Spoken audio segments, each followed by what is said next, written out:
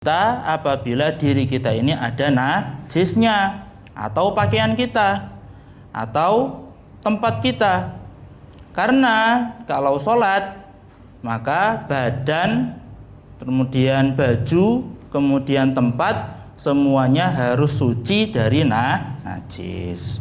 Itu yang dimaksud dengan mensucikan, bersuci dari najis. Kemudian bersuci dari hadas.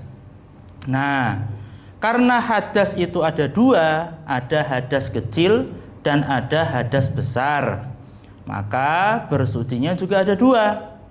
Hadas kecil disucikan dengan berwudu, hadas besar disucikan dengan mandi. Nah, lagi dibahas secara terperinci.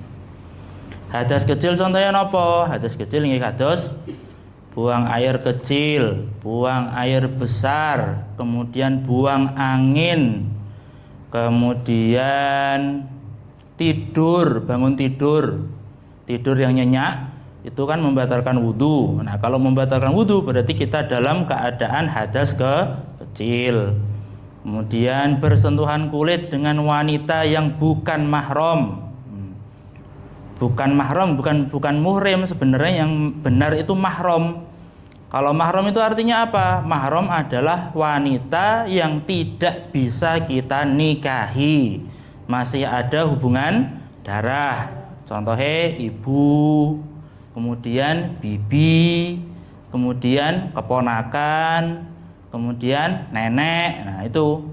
Tapi kalau muhrim beda. Muhrim itu dalam bahasa Arab artinya orang yang sedang ihram, memakai baju ihram. Terus yang benar itu mahram.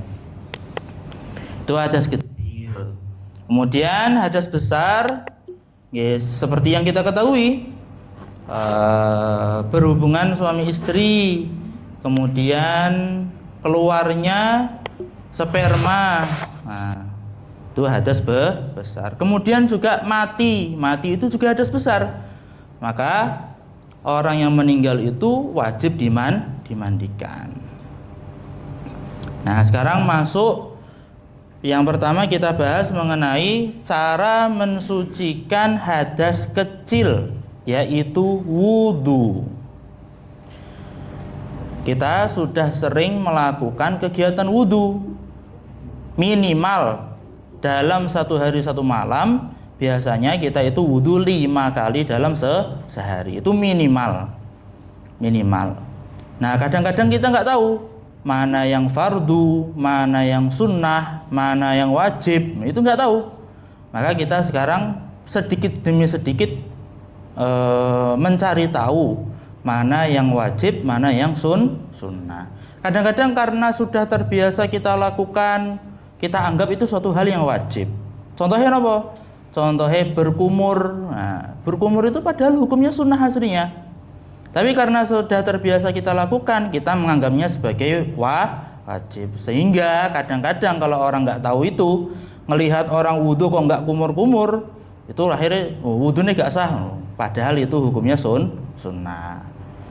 Terus yang terbiasa lagi itu apa?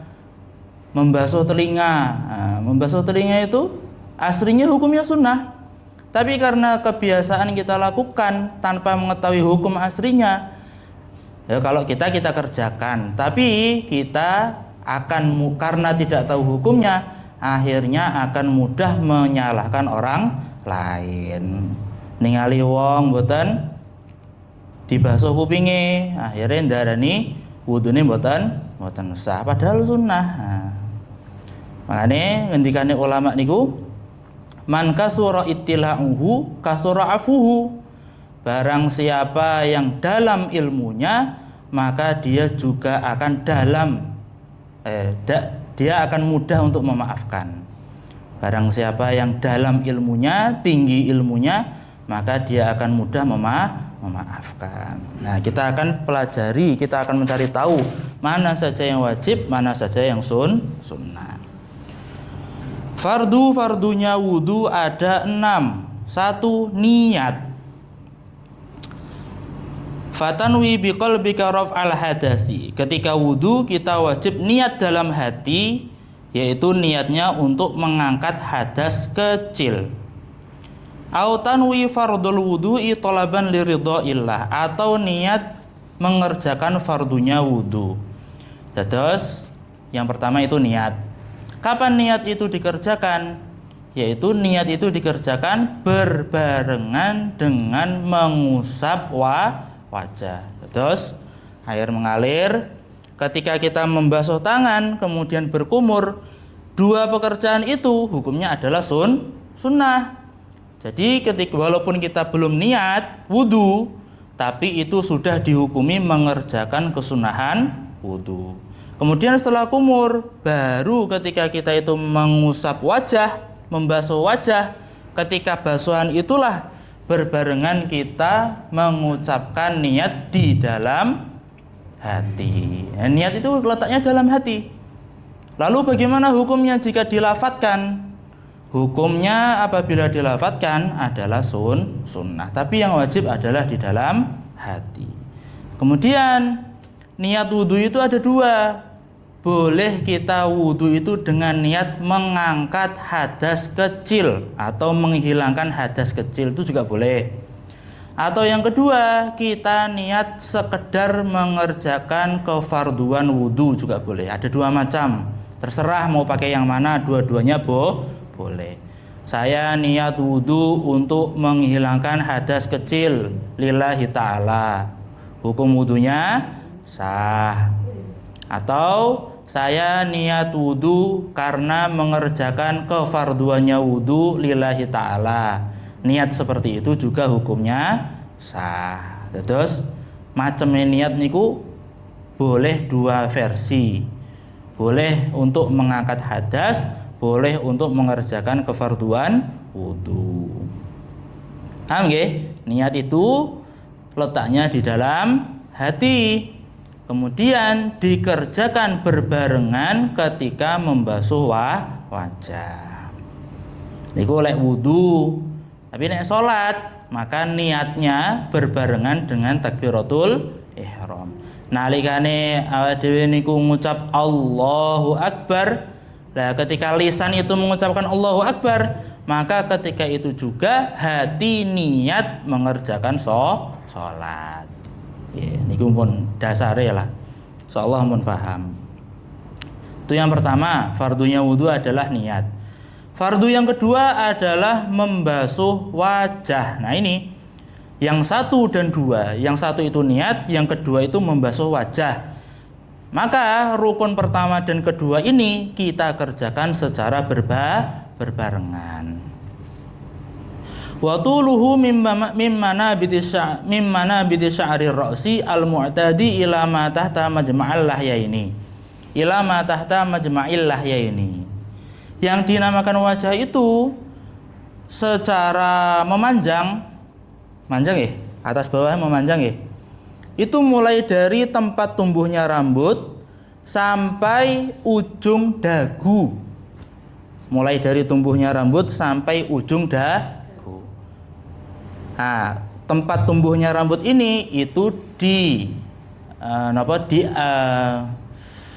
secara umumnya orang. Terus kalau ada yang kepalanya tidak berambut, maka tetap yang dinamakan wajah adalah umumnya tempat tumbuhnya rambut. Bukan berarti kok sini jadi wajah, bukan. Jadi tetap secara umumnya tumbuhnya rambut itu sampai ujung dagu. Itu secara panjangnya. Wa arduhu minal udhunil yumna ila udhunil yusra. Sedangkan lebarnya mulai dari batas telinga kanan sampai telinga kiri. Terus ditarik garis muter ngeten. Nah, ini yang dinamakan wajah. Kalau mau dilebihkan bagaimana? Kalau mau dilebihkan contohnya sampai mriki atau sampai sini, ya enggak apa-apa. Justru kalau dilebihkan maka pahalanya jadi lebih. Itu nomor 2. Nomor 3, ghuslul yadaini ma'al mirfaqaini. Membasuh kedua tangan sampai kedua siku. termasuk sela-sela jari-jari, kemudian bawah kuku. Nah, itu bawah kuku, kalau kukunya itu panjang kemudian ada kotorannya, kok kotoran itu bisa menyumbat air untuk sampai ke kulit yang di bawah kuku, maka bisa menyebabkan wudhunya tidak sah.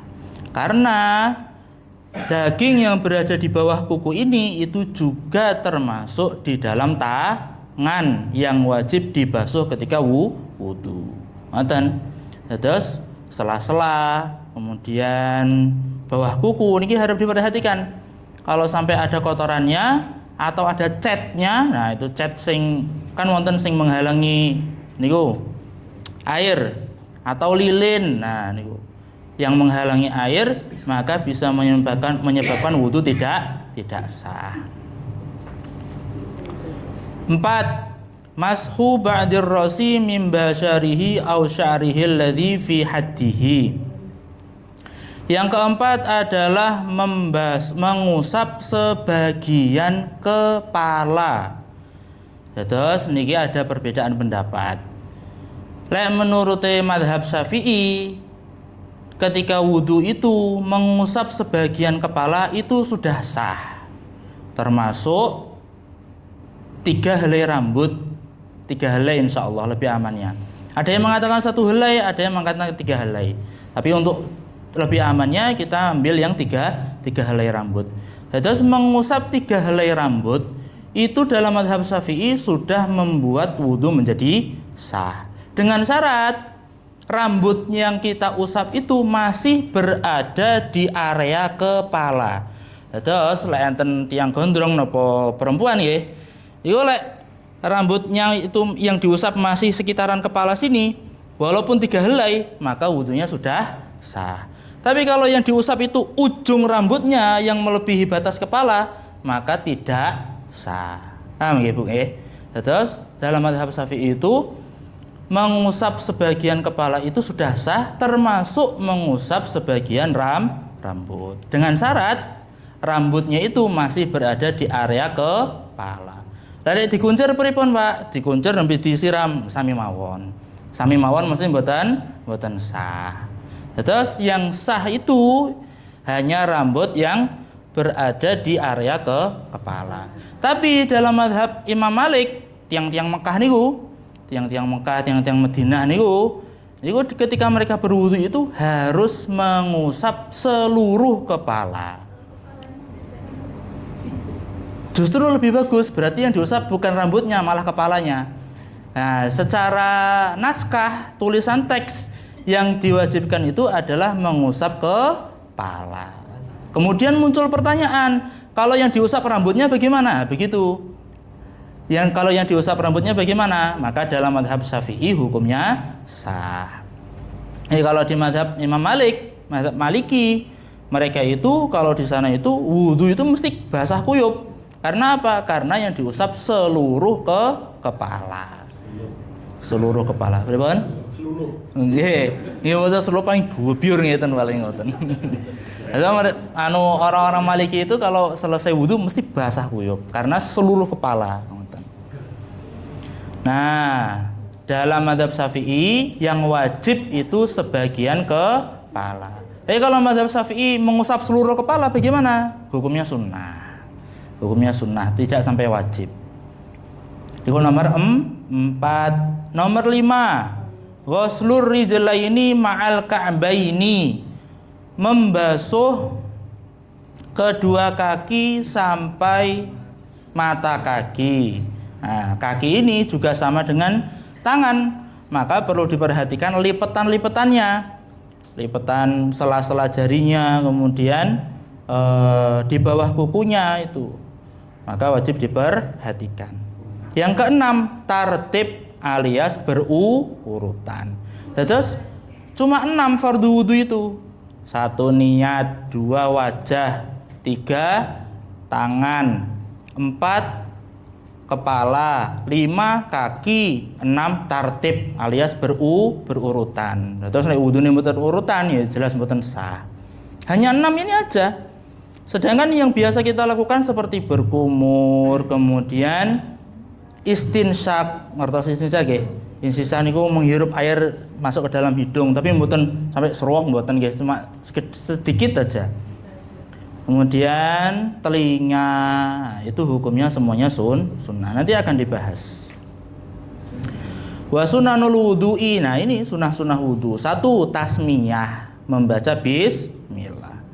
Lah kenapa kok bismillah iki kebaikan? Justru kebaikan itu harus dibaca dengan bismillah. Dalam suatu hadis dikatakan, kullu amrin dzibalin la yubda bil basmalah fahuwa aqta. Semua kebaikan itu kalau tidak diawali dengan bismillah, maka keberkahannya akan terputus. Nah, justru kalau kebaikan itu harus bismillah. 2, ghuslul kafaini ilal qu'aini. Membasuh kedua telapak tangan sampai pergelangan. Nah, ini hukumnya sunnah. 3, as-siwaku bi arakin aw firjaunin aw kulli syai'in khashinin. 3, bersiwak. Bersiwak niki paling afdolnya, paling utamanya itu menggunakan kayu arok. Nah, kayu sing biasanya tinggi siwakan niku itu sebenarnya namanya bukan nama kayu siwak, tapi namanya kayu arok.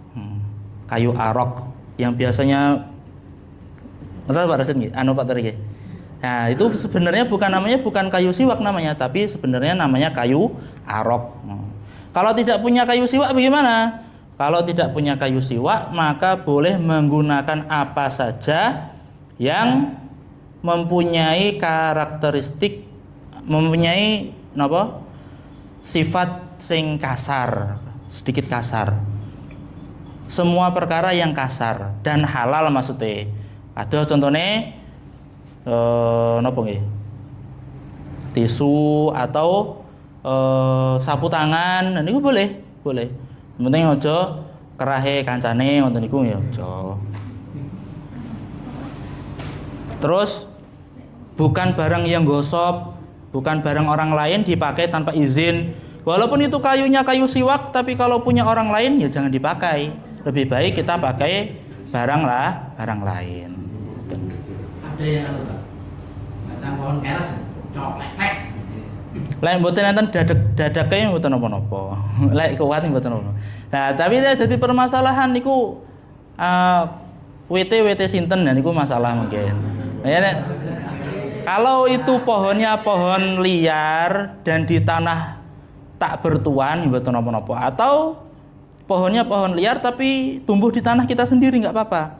Tapi kalau di tanah umum kemudian atau di tanah orang, maka tidak boleh. Pokoknya semua perkara yang mempunyai sifat kasar semua perkara yang mempunyai sifat kasar dan hukumnya halal, maka boleh digunakan untuk bersiwak. Kalau sing lembut kados plastik mboten saged.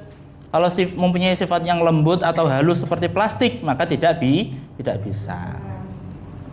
Itu nomor pinten wau. Nomor 3. Nomor 4, kesunahan nomor 4, al-madmadatu, berkumur-kumur. Nah, ini yang biasa kita lakukan, tapi kita tidak tahu kalau itu hukumnya sunnah. 5, istinsyak, yaitu menghirup air ke dalam hidung. Nomor 6, takhlilul lihyati al-kasati, napa niki? Nyela-nyelai jenggot yang tebal. Jenggot yang tebal.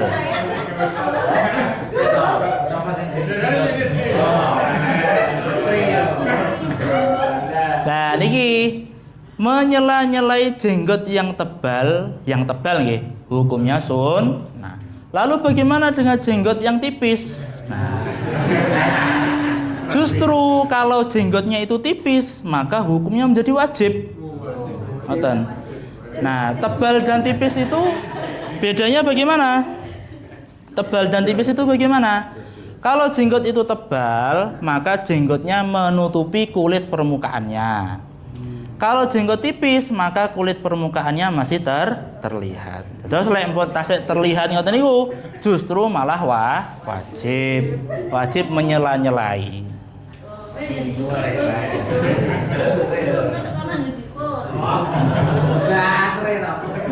Loh, solusinya mboten dicukur, Bu.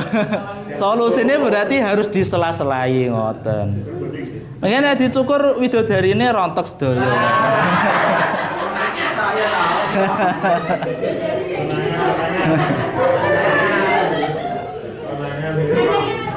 Aku yang bidadari lah ya.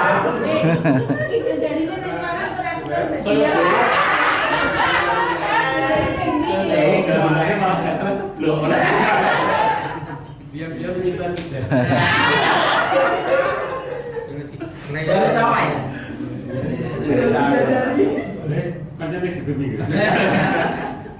Teng donya mboten wantun banter-banter ngomongnya. Makanya teng akhirat mesem ngoten niku.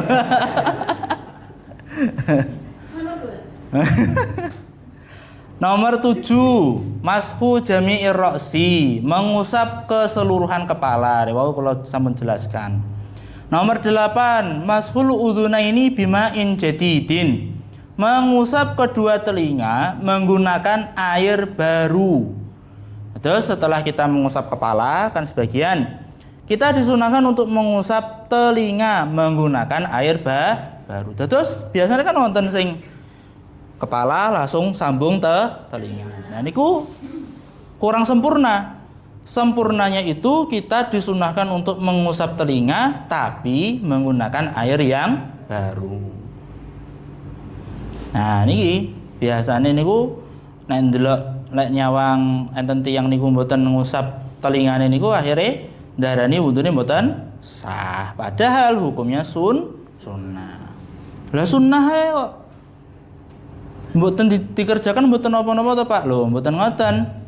Justru ketika kita itu menganggap sunnah itu suatu yang berharga, maka pahalanya juga bertambah. 9. Takhlilu asabi'il yadaini warrijlaini, menyela-nyelai jari-jari tangan dan kaki. 10. Taqdimul yumna 'alal yusra, mendahulukan bagian kanan daripada bagian kiri. Lek pas wayahe mbasuh tangan disunahkan untuk mendahulukan tangan kanan. Lek pas wayahe mbasuh kaki disunahkan untuk membasuh kaki kanan dulu daripada kaki kiri. Itu namanya mendahulukan anggota bagian kanan. 11. Taslisut thaharati, setiap gerakan disunahkan untuk mengulangi 3 kali. Lek kumure ping 3. Kemudian mengusap wajah 3 kali. Hukumnya napa? Sunnah. Nah, terus nek enten sing wudu niku wajahe pisan, kepalane pisan, tangane pisan, kakine pisan. Maka hukum wudunya sudah sah. Karena mengulangi 3 kali itu hukumnya sunnah. Nomor 12, al-muwalatu, berkesinambungan. Berkesinambungan itu maksudnya pripun? Nggih, berarti di tengah-tengah wudu itu kita dimakruhkan untuk menyela-nyelai wudu dengan perbuatan yang lain. Wudu kalih ngrasani. Nah, ngoten niku. Wudu kalih ngobrol, wudu kalih nagih utang menawa. Nek eling utange angsal nggih. Eling angsal. Eling angsal. Tadi batas lengan ini yang mana? Batas lengan. Lengan niku siku. Nggih. Nah, terus memang dalam gerakan-gerakan wudu itu ada kesunahan untuk kita itu melebihi batasan wudu. Karena ada suatu hadis yang mengatakan bahwasanya nanti di hari kiamat itu umat Rasulullah itu akan dikenali oleh Kanjeng Nabi itu melalui anggota-anggota wudu yang bercahaya. Terus nalikane padang mahsyar niku wong-wong pada bingung niku goleki panutane piyambak-piyambak. Sing nyembah Kristus ya goleki Kristuse, sing nyembah donyane ya goleki donyane. Tapi sing nderek Kanjeng Nabi Muhammad mungkin mboten bingung. Justru Kanjeng Nabi niku sing bakal madosi umate. Nah niku ditengeri beliau saking napa? Saking anggota wudu sing bercahaya. Ghurran muhajjalin. Ghurran muhajjalin niku kados pripun nggih? Jidate, kemudian telapak tangane, telapak kakinya, kemudian lengannya, kemudian kakinya itu semuanya bercahaya. Cahaya itu kita dapatkan dari menyempurnakan wudu. Nonton ya? Aku digoleki ora dosa men karo Kanjeng Nabi.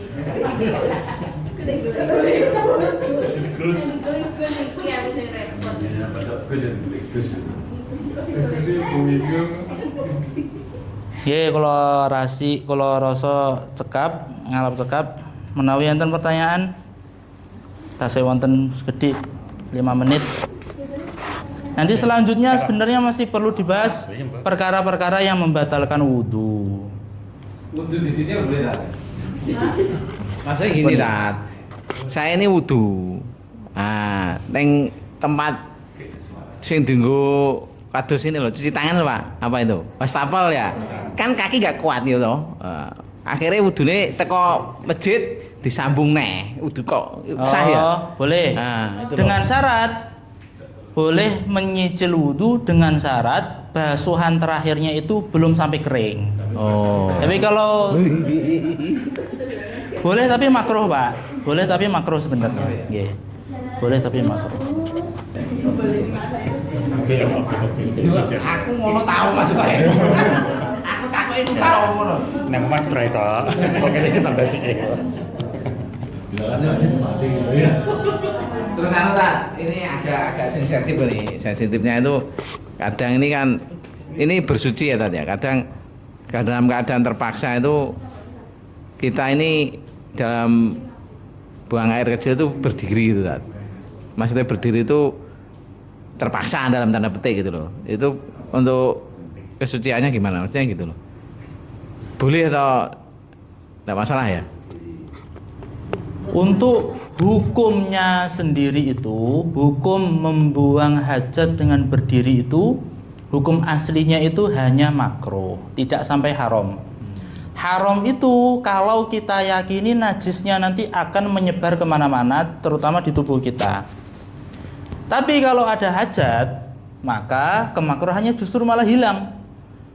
Jadi pernah kalau nuwun sewu roti supe niki duka kirangan Kanjeng Nabi napa sahabat niku wonten ketika beliau niku safar kemudian kebelet buang hajat, maka beliau buang hajat tapi di situ tempatnya tempat-tempat pembuangan sampah. Duka niku sampah, duka niku tempat bangkai nek mboten kelintu niku.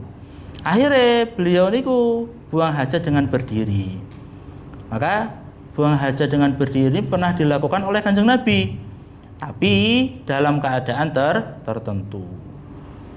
Dan tetap afdolnya itu duduk, hukumnya sunnah. Kenapa kok adabnya itu duduk? Karena untuk meminimalisir cipratan.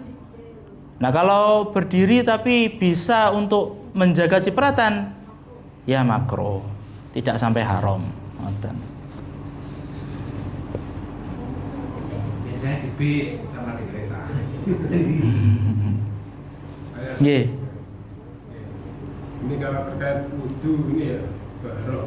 Di sana kita kan memang dari dulu waktu pelajaran kita waktu masih kecil, waktu SD apa TK waktu itu kan masih diajaran antara wudhunya ya sesuai dengan buku yang ada di situ itu. Itu berarti mungkin dari semua yang urutannya itu kan kita sudah pernah melakukan semua ya urutannya saya wudhunya sampai sekarang mungkin ya seperti itu. Tapi dengan yang disampaikan Ustaz tadi kan ternyata ada wudhunya itu hanya ya ada beberapa itu yang difardukan itu lah 6 itu ya yang fardunya ternyata yang ada disunahkan juga. Dan selama ini kan berarti untuk wudhu itu kita sudah bisa mewakili itu ya kalau untuk yang maksudnya sudah sah gitu loh Pak. Sudah sah.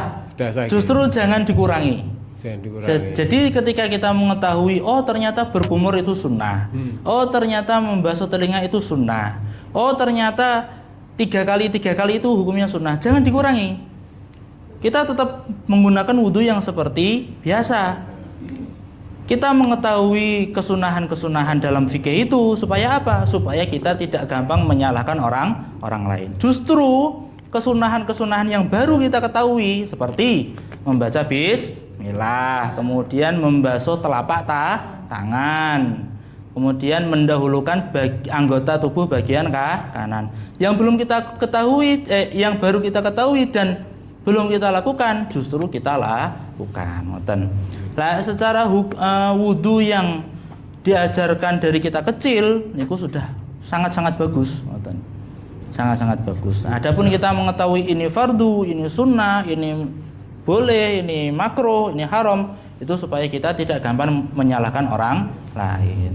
Oke, terima kasih. Jadi memang saya kadang ya pernah tahu juga ya istilah yang hanya beberapa kali usap itu ya, rambut sampai telinga segini. Nah itu kadang akhirnya kayak kalau ndelok wong sing wudu sing biasa ngono iki kok kesane kok gak kayak sunah ya. Maksudnya yang diajarkan yang sama Rabi waktu itu ternyata seperti itu. Oke. Terus mungkin satu lagi kaitannya sama apa namanya wudu sholat yang dirapel wudunya gitu loh Ustaz. Jadi kan kadang kita wudunya sekali di maghrib nanti sampai isya lah itu di jelang itu apa masih sah apa enggak itu. Terus ada juga yang duhur dirapel sampai asar gitu lah. Ini duhurnya 2:30 asarnya.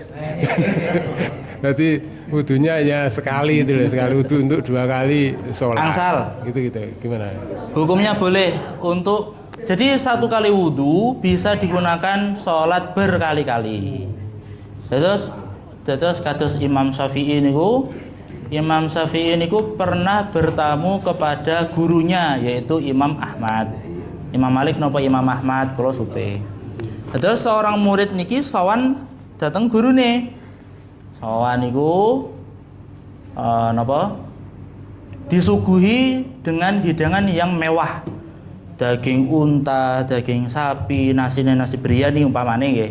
Nasi biryani. Dan niku Imam Syafi'i niku muam ke wadah. Ditingali kalih putrine Imam Ahmad, putrine gurune niku. Terus gurune niki gadah putri. Ditingali. Terus akhirnya ternyata Imam Syafi'i muam nggih ke wadah. Terus Imam Syafi'i bermalam di tempat gurunya. Ketika Imam Syafi'i ini tuh bermalam, maka beliau tidak bangun tahajud. Itu seorang Imam Syafi'i itu tidak bangun tahajud. Dia camung berbaring di atas kasurnya, kemudian ditinggali kali dari kejauhan oleh putri gurunya itu. Paginya itu putri niku sambat tengene bapake. Ayah niki kok terus Imam Syafi'i sing ilmune niku kok juweru. Tapi kula tingali niku kok makame iku yo uduk makame wong sing berilmu. Kadang-kadang kan kiai niku makame nggih sekedhik terus wonten jaime leh jaga imate kan wonten. Tapi Imam Syafi'i niku mboten makame kok wadah ditelasne wonten. Niku pertama. Kedua, Imam Syafi'i kok mboten tangi tahajud wonten. Diprotes kalih putri gurune niki. Terus akhirnya, wahai anakku, kalau kamu ingin dengar jawaban Imam Syafi'i, maka kamu ikut saya. Mantun subuh niku, Imam Syafi'i didudukkan oleh gurunya ditangkelti. Syafi'i, nyapa kok awamu makame iku kok akeh kenapa? Oh, saya itu mau makan banyak hidangan jenengan niku karena saya yakin makanan jenengan 100% halal dan 100% barokah. Nah, kalau makanan itu makanan barokah dan makanan halal, maka akan menjadi tenaga yang barokah. Oh ya. Kemudian yang kedua, kamu tadi katanya nggak bangun tahajud ya. Niki diprotes kali gurune niku. Mosok Imam Syafi'i gak bangun tahajud ngoten. Terus jawab kali Imam Syafi'i, "Oh nggih Yai. Oh niku badhe isya niku kula terus gletaan. Lah pas gletaan niku kula mikir masail fikih niku 70 masail fikih niku kula temu jawabane sedaya ngoten. Lah niku mboten krasa tiba-tiba kok subuh akhirnya kula langsung setelah subuh mboten wudu meleh. Nah, niku. Terus akhirnya pertanyaan putri ini niku terjawab dan beberapa masail fikih niku terjawab. Barokahnya napa? Barokah makanan halal tur barokah. Ngoten. Dados Imam Syafi'i niku mboten pernah, sering malahan. Dados ulama-ulama niku sering melek malam. Sering melek malam niku wudu salat Isya niku bisa digunakan untuk salat subuh. Nah, Isya tetap jam 7 maksudnya, Pak. Mboten setengah 3, mboten mboten. Tetap jam 7. Ngoten. Biasanya mboten krasa ngoten niku. Wonten sing sahabat niku mantun Isya niku akhirnya terus ajeng kumpul kalih bojone niku, "Dek, sik ya, aku tak salat." Nalikane salat niku Allahu Akbar. Lawang surga niku kebuka blak ngoten. Buka blak niku rasane sekedap sangat sebentar niku tiba-tiba pun adzan subuh. Mboten krasa. Akhirnya langsung salat subuh ngoten. Biasa. Nah, sakniki niku luar biasa kados-kados perkara yang mustahil loh, mboten. Sangat-sangat biasa dulu terjadi seperti itu, sangat biasa. Ngoten.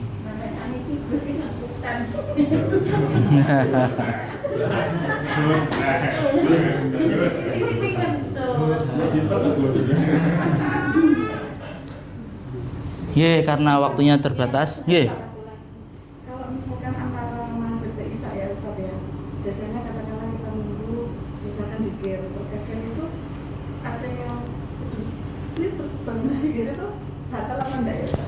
Tidur yang membatalkan wudhu itu satu, tidur yang nuwun sewu nggih, bagian pinggulnya atau bokongnya ini tidak menetap di tanah.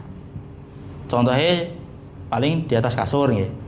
Yang kedua, tidurnya tidur nyenyak. Tapi kalau tidurnya itu nap-napan, nap-nap maksudnya kelip-kelip, nah niku mboten membatalkan wudhu. Kalau tidurnya itu tidur nyenyak, nggih tidur nyenyak kados pripun lah, pokoknya kados sampai mboten sadar. Nah, tapi nek tasik kelip-kelip niku mboten membatalkan wudhu. Namanya ini tak. Mata tak. Nah ini jawaban. Mboten apa-apa. Iku belum dikatakan tidur nyenyak.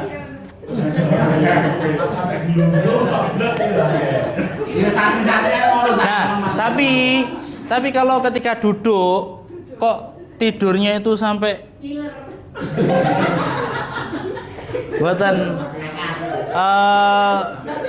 jalan belakangnya itu keangkat, itu membatalkan wudhu. Kalau sampai jalan belakangnya itu sampai keangkat, membatalkan wudhu. Karena nggak ada kesempatan ya. Ngapain dia tahu. Ini kan dia tahu. Nggih. Mboten napa-napa. Mboten napa-napa.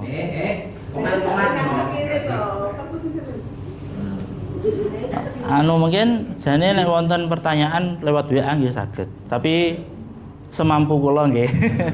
Mboten. Sampun? Nggih. Nggih.